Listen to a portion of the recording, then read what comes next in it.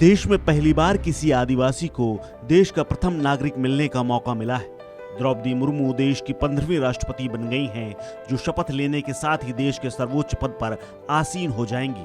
25 जुलाई को राष्ट्रपति पद की शपथ लेंगी, लेकिन द्रौपदी मुर्मू का राष्ट्रपति पद तक पहुंचने का सफर बहुत उतार चढ़ाव भरा रहा है।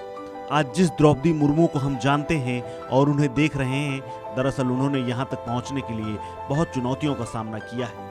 यहाँ तक कि उन्होंने अपने पूरे परिवार को खो दिया है। लेकिन बहुत कम लोग जानते हैं कि उन्होंने अपने जमाने में परिवार के खिलाफ जाकर शादी की थी। शादी के लिए उन्होंने खूब संघर्ष और लड़ाई भी लड़ी थी। ओडिशा के मयूरगंज जिले के वैदपोसी गांव में पैदा हुई द्रौपदी मुर्मू बचपन से ही पढ़ाई में तेज थी। कर्मठ और लगन की पक्की मुर्मू की मेधा को देखकर अध्यापकों ने हमेशा उन्हें प्रोत्साहित किया।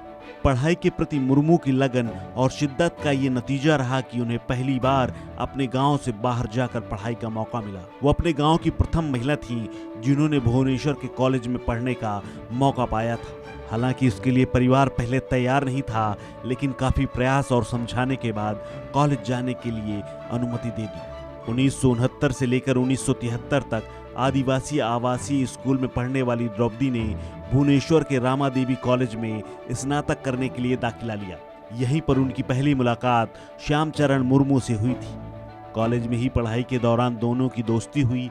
दोनों के बीच ये दोस्ती कब प्रेम में बदल गई, इस बात का पता दोनों को नहीं चला, क्योंकि 70 के दशक में प्रेम करना और विवाह कर लेना दोनों एवरेस्ट चढ़ लेने के बराबर था। लेकिन द्रौपदी मुर्मू हर बाधा को पार करने के लिए बनी थी। द्रौपदी मुर्मू को अपनी शादी के लिए भी काफी कुछ झेलना पड़ा। दोनों ने घर में बात की। जब दोनों लोगों को लगा कि अब शादी कर लेनी चाहिए, उस वक्त द्रौपदी मुर्मू के घर में हंगामा मच गया, क्योंकि द्रौपदी के पिता विरंची नारायण टुडो इस शादी के खिलाफ थे। लेकिन श्यामाचरण मुर्मू ने हार नहीं मानी।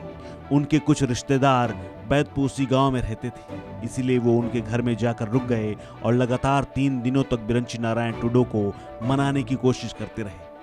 तमाम मान मनव्वल के बाद विरंची नारायण टुडो पिघले।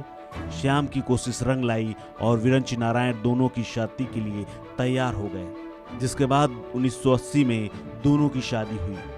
शादी विवाह को लेकर आदिवासी समाज में कई तरह की मान्यताएं हैं। दरअसल उस वक्त संथाल समुदाय की कन्या से शादी करने पर लड़के को दहेज देना होता था और इसीलिए द्रौपदी को अपनी पत्नी बनाने के लिए श्यामाचरण मुर्मू को भी दहेज देना पड़ा। श्याम अपने साथ दहेज में 1 गाय, 1 बैल, 16 जोड़ी कपड़े और यही नहीं, इस शादी में लाल पीले चिकन की स्पेशल डिश भी बनवाई थी, जिसे गांव के लोगों ने बड़े ही चाव से खाया था। शादी के बाद द्रौपदी मुर्मू के 3 संतानें हुई, 2 बेटे और 1 बेटी। अपने मन की पढ़ाई और शादी करने के बाद जब उन्हें लगा कि सब कुछ ठीक है, तो द्रौपदी के जीवन में कष्ट और आ गए। नियति को कुछ ऐसा मंजूर था कि उनके दोनों जवान बेटों की असमय मौत हो गई। यही नहीं, उनके पति श्यामचरण मुर्मू का भी दिल का दौरा पड़ने से साल 2014 में निधन हो गया। बीते 8 साल से द्रौपदी मुर्मू अकेले जीवन काट रही थी, लेकिन पूरी जीवटता के साथ उन्होंने खुद को कष्टों के बाद भी बिखरने नहीं दिया। मुर्मू पेशे से शिक्षक थीं और इसीलिए उन्होंने जिस घर में शादी करके आई थीं, उस घर को उन्होंने स्कूल में तब्दील कर दिया है, जहां आज भी बच्चे शिक्षा लेते हैं। अब द्रौपदी मुर्मू देश के सर्वश्रेष्ठ पद पर आसीन होने से महज औपचारिक रूप से दूर है। इस खबर में फिलहाल इतना ही। अपडेट्स के लिए बने रहिए वन इंडिया हिंदी के साथ।